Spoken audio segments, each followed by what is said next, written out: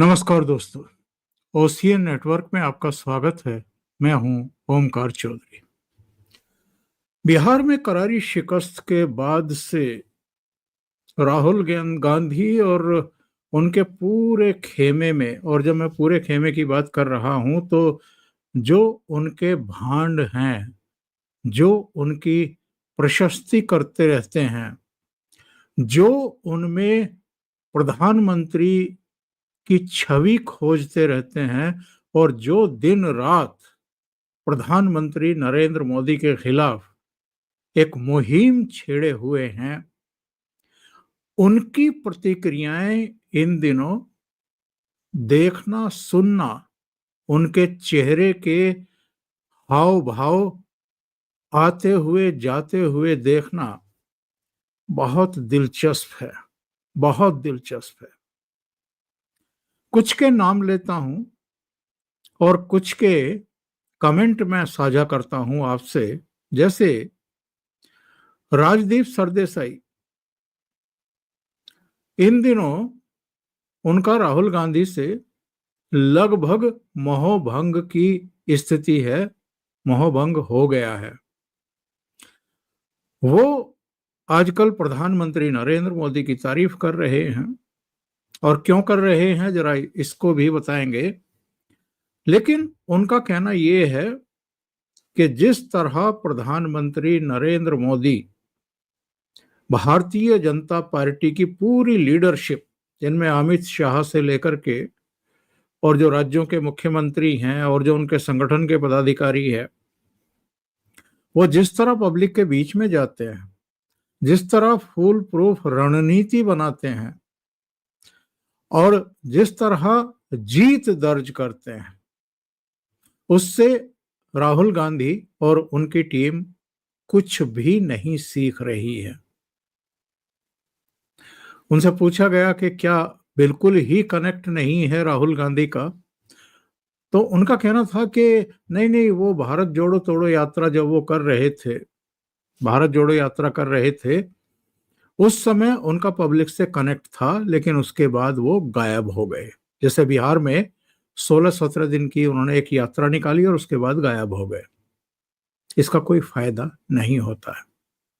आरती जैरथ आमतौर पर कांग्रेस की समर्थक मानी जाती है, वामपंथन है, इंडियन एक्सप्रेस में बड़े पद पर रह चुकी हैं, लंबे समय तक चीफ ऑफ ब्यूरो रही हैं, स्पेशल कॉरेस्पॉन्डेंट रही हैं। उनका एक लेख छपा है जिसमें उन्होंने कहा कि भारतीय जनता पार्टी को चुनाव जीतना आता है।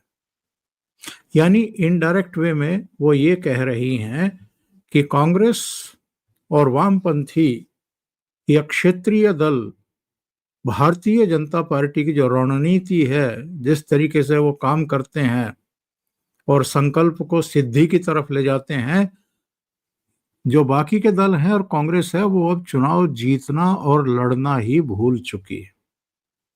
एक और नाम, अभय दुबे। ये भी वैसे तो वामपंथी हैं, लेकिन कांग्रेस की शान में, राहुल गांधी की शान में कसीदे पढ़ते रहे हैं।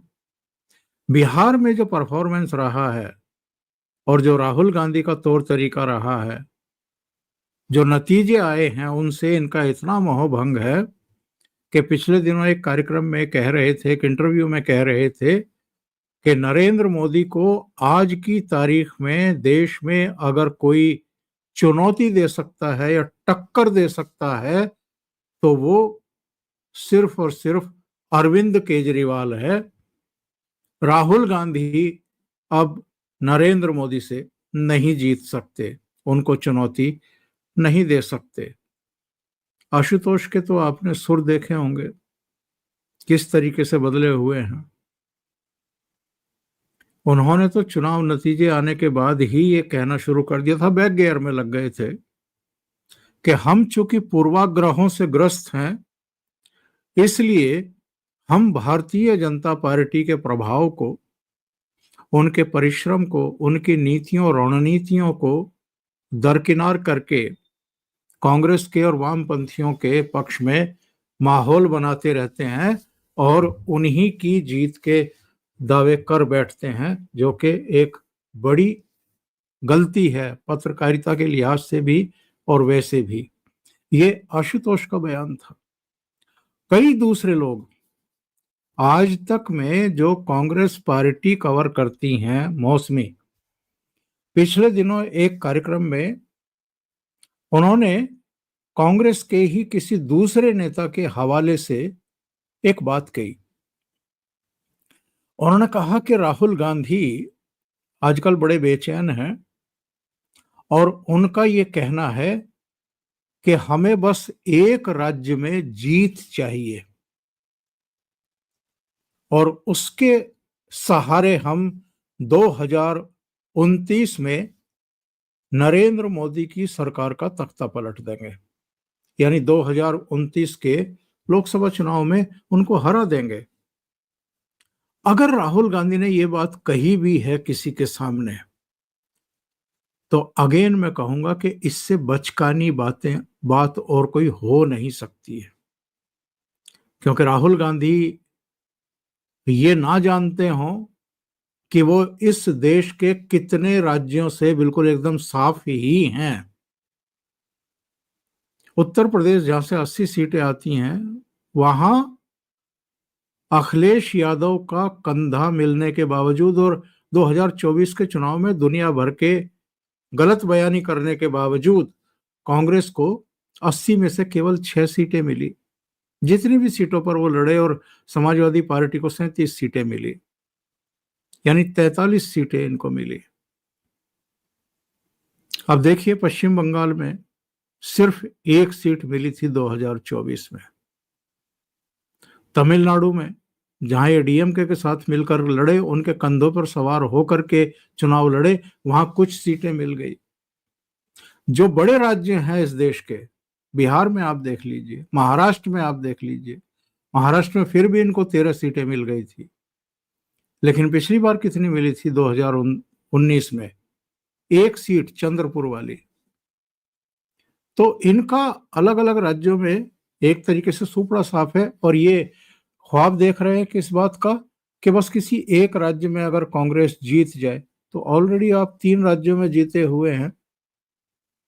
हिमाचल में आपकी सरकार थी, कर्नाटक में आपकी सरकार थी, तेलंगाना में आपकी सरकार थी।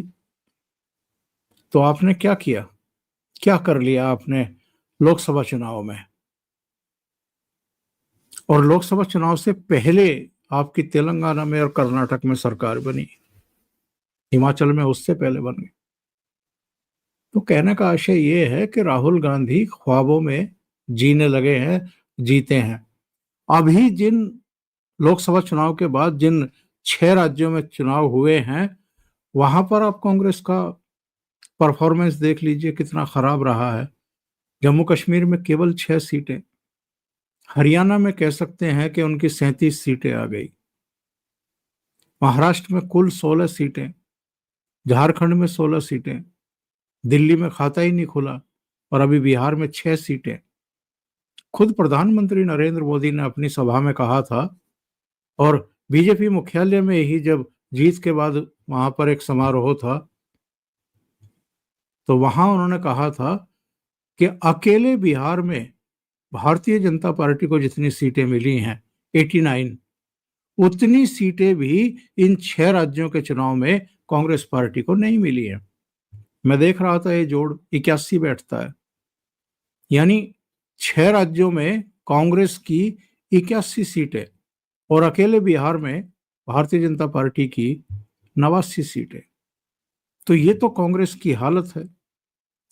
तो कहने का आशय ये, अभी नीरजा चौधरी का एक लेख में पढ़ रहा था, उन्होंने लिखा कि ये भी कांग्रेस की समर्थक और कम्युनिस्ट माइंडेड है, बहुत लंबे समय तक इंडियन एक्सप्रेस में रही और आजकल भी एडवाइजर की भूमिका में है, सलाहकार की भूमिका में है।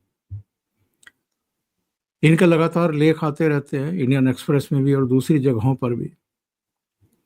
एक समय विश्वनाथ प्रताप सिंह की करीबी हुआ करती थी। इनका कहना यह है कि साहब, एक बड़ी चूक नीतीश कुमार को इंडी अलायंस का संयोजक ना बना करके की गई थी। अगर उनको उस समय इंडी अलायंस का संयोजक बना दिया गया होता, जिससे ना बनाए जाने से नाराज होकर के वो वापस भारतीय जनता पार्टी की तरफ चले गए थे, इनका कहना है कि अगर उनको बना देते तो बिहार में आज वो परिणाम ना आते जो आज हुए हैं, आए हैं। कांग्रेस भी खत्म, आरजेडी भी खत्म, वामपंथी भी किनारे लग गए और भारतीय जनता पार्टी जदयू गठबंधन को एक तरफा जीत मिल गई है। यहां भाजपा विरोधी जो गठबंधन था, इसको इंडी अलायंस कह लीजिए, महागठबंधन कह लीजिए, इनकी वही हालत हुई है जो महाराष्ट्र में एमबीए की हुई थी। शरद पवार, कांग्रेस और उद्धव ठाकरे की हुई थी। उनका कहना यह है कि अगर 2027 में और 2029 में भारतीय जनता पार्टी के विजय रथ को रोकना है, थामना है, तो जो इंडी अलायंस है उसको नींद से जागना होगा। और नीरजा का ये भी कहना है कि अभी ये मैसेज जा रहा है कि जुलाई 2023 में इंडी अलायंस बना, लेकिन आज तक कोई कन्वीनर ना बना करके नॉन सीरियस तरीके से इसको गवर्न किया जा रहा है, चलाया जा रहा है। कोई सचिवालय नहीं है, कोई कन्वीनर नहीं है। सोनिया गांधी, मल्लिकार्जुन खड़गे और राहुल गांधी जैसे चाहते हैं वैसे चला रहे हैं। बीच में भी सवाल उठे थे कि ममता बनर्जी को क्यों नहीं बना दिया जाता, लेकिन उसको फिर उस पर रेत मिट्टी डाल दिया गया। इनका कहना यह है कि अखिलेश यादव चूंकि लोकसभा चुनाव में 37 सीटें लेकर के आए हैं, उत्तर प्रदेश के मुख्यमंत्री रह चुके हैं, अगर इनको इंडी अलायंस का कन्वीनर बना दिया जाए, घोषित कर दिया जाए, तो 2027 के चुनाव में भी उत्तर प्रदेश में समाजवादी पार्टी और कांग्रेस गठबंधन को फायदा मिलेगा, भारतीय जनता पार्टी को रोकने में मदद मिलेगी, एक माहौल बनेगा, अखिलेश और कांग्रेस के कार्यकर्ताओं का मनोबल बढ़ेगा, एक नया समीकरण भी बन सकता है और 2029 में भी नरेंद्र मोदी का विजय रथ उत्तर प्रदेश में और कुछ दूसरे राज्यों में रोकने में मदद मिलेगी। ये किसका कहना है? नीरजा चौधरी का। यानी हताश निराश है पूरा पूरा खेमा। योगेंद्र यादव जो हरियाणा में